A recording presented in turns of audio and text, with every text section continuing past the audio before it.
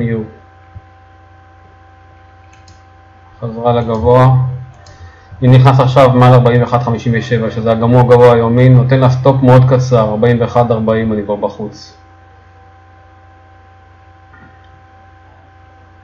אני עכשיו עומד ב-1 ל-1, סטופ שלי באמצע, זאת אומרת אני ב-40.50 כבר בחוץ, 10 סנטס, אני אקח, בכל מקרה בכניסה אני בחוץ, גם אם לא לקחתי עכשיו, יפה, לקחנו חלק, ניתן להמשיך לרוץ 20 סנטס, ניקח עוד חלק, כל השאר אני שם בכניסה, סטופ בכניסה,